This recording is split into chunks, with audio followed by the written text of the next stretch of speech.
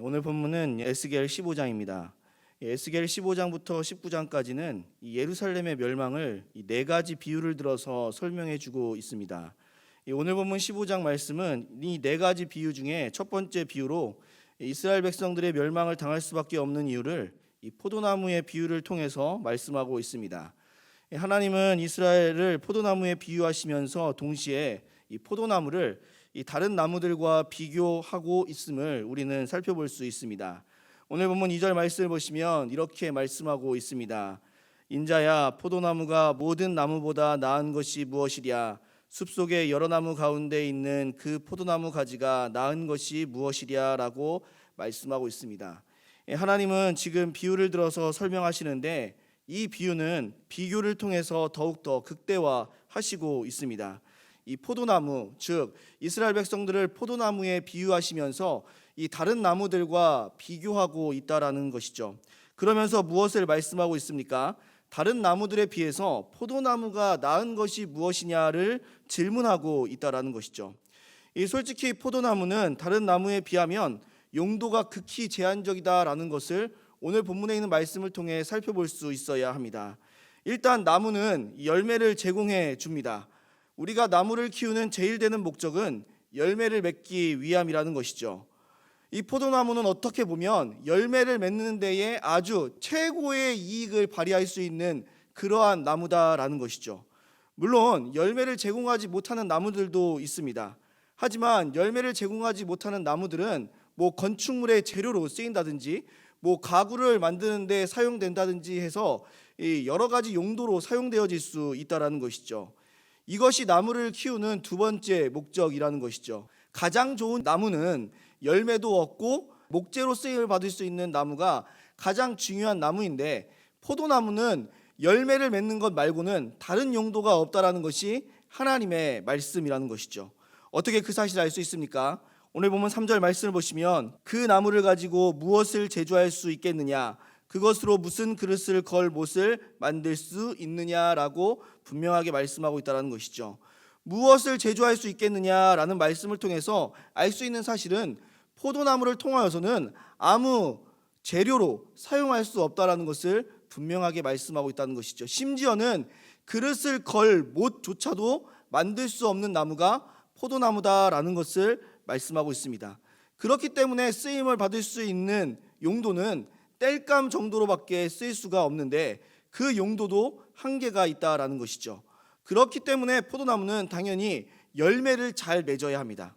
하지만 열매를 맺을 수 없다면 이와 같이 아무런 가치가 없다라는 것을 생각해 볼 수 있어야 된다는 것이죠. 지금 하나님께서 말씀하시는 것이 이와 같다라는 것이죠. 하나님은 이사야 선지자의 예언처럼 극상품 포도나무를 심으셔서 극상품 포도 열매를 기대하셨는데 이 백성은 전혀 극상품의 포도 열매를 결실치 못했다라는 것이죠. 오히려 가치가 떨어지는, 열매를 맺지 못하는 것이 현실이었다라는 것입니다. 그러면 다른 나무들처럼 생활에 요긴하게 쓰임을 받아야 하는데 그러한 역할도 감당할 수 없었다라는 것이죠. 하나님께서는 이스라엘 백성들을 선택하신 것이 다른 나라들보다 보잘것은 없지만 하나님의 뜻을 행함으로 하나님의 포도나무로서 아름다운 포도 열매를 맺어 다른 나라들에게 이 포도나무의 열매를 결과물로 보여주고 싶으셨다라는 것이죠. 그래서 모든 나라들이 하나님을 섬기니까 이렇게 극상품의 포도 열매를 맺는구나, 하나님을 따라야겠다라는 이 아름다운 모습을 보이기를 원하셨을 뿐만 아니라 본이 되어 다른 나라들에게 구원의 기쁨을 보여주어야 했습니다. 하지만 이스라엘은 그렇게 하지 못했다라는 것이죠. 오히려 다른 나라들과 똑같은 모습을 보이거나 더 심한 모습을 보였다라는 것이죠. 이스라엘을 통해 세상의 모든 나라를 구원으로 이끄시려는 그 기쁨을 주시려는 것이 하나님의 계획이었는데 다른 나라들과 마찬가지로 하나님을 따르지 않고 다른 것을 섬기니 어떻게 열매 맺는 삶을 살 수가 있겠느냐라는 것이죠. 다른 나라들처럼 희망이 없는, 기쁨을 줄 수 없는 나라가 되었다라는 것입니다. 그러니 당연히 이스라엘에게는, 예루살렘에게는 심판이 있을 수밖에 없다라는 것이죠.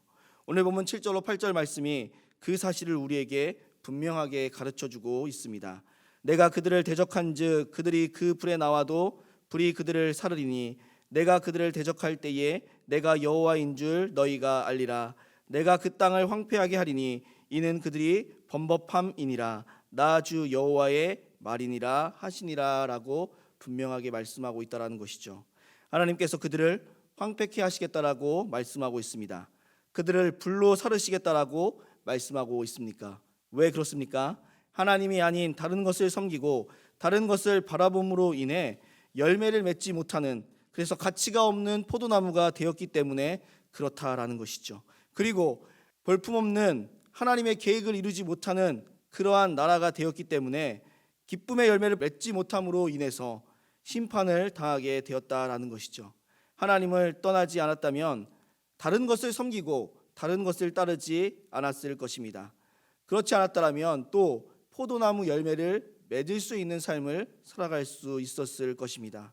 하지만 하나님을 떠나고 하나님을 버림으로 인하여서 아무것도 맺지 못하는 포도나무가 되었고 아무런 쓸모가 없어 결국 심판의 대상이 되는 결과를 초래하였다라는 것을 우리는 살펴볼 수 있어야 한다라는 것이죠.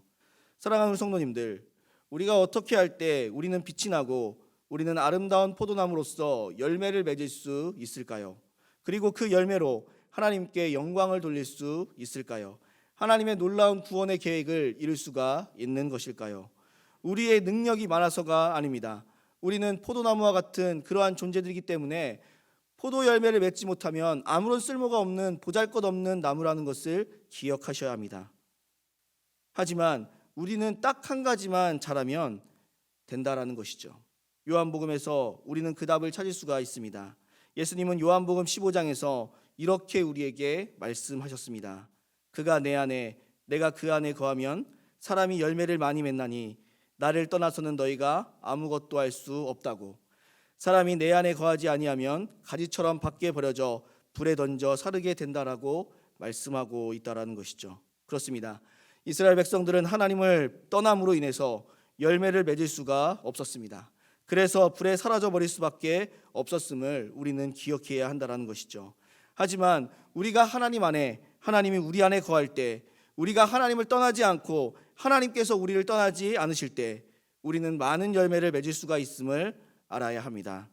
하나님을 떠나면 열매를 맺지 못하고 심판이 되어질 수밖에 없음을 우리는 생각할 수 있어야 한다는 것이죠. 사랑하는 우리 성도님들, 오늘 본문을 통해 우리에게 주시는 하나님의 교훈은 분명합니다. 우리는 하나님을 떠나서는 아무것도 할 수 없는 보잘것없고 연약한 자들이라는 사실입니다. 당연히 하나님을 떠나서 하나님을 대적하면 불에 사라져버리는 심판을 당할 수밖에 없는 그러한 존재들이라는 사실을 기억해야 한다는 것입니다. 하지만 우리가 하나님께 붙들리고 하나님 안에 거할 때 우리는 많은 열매를 맺음으로 하나님의 영광을 나타낼 수 있고 포도 열매로 다른 이들에게 하나님의 기쁨과 즐거움인 구원을 보여줄 수 있습니다. 우리는 하나님의 포도나무입니다. 하나님을 멀리하고 하나님을 떠나는 순간 우리는 쓸모없는 나무가 되어 심판을 받을 수밖에 없음을 생각해 보아야 합니다. 우리가 하나님의 열매를 맺는 포도나무가 되기 위해서는 하나님을 떠나지 않고 하나님께 붙들려야 합니다. 오늘도 하나님을 떠나지 마시고 하나님께 붙들려 쓸모없지 않고 열매 맺는 포도나무로서의 삶을 살아가실 수 있는 우리 모든 성도님들의 삶이 되시기를 주님의 이름으로 소원합니다.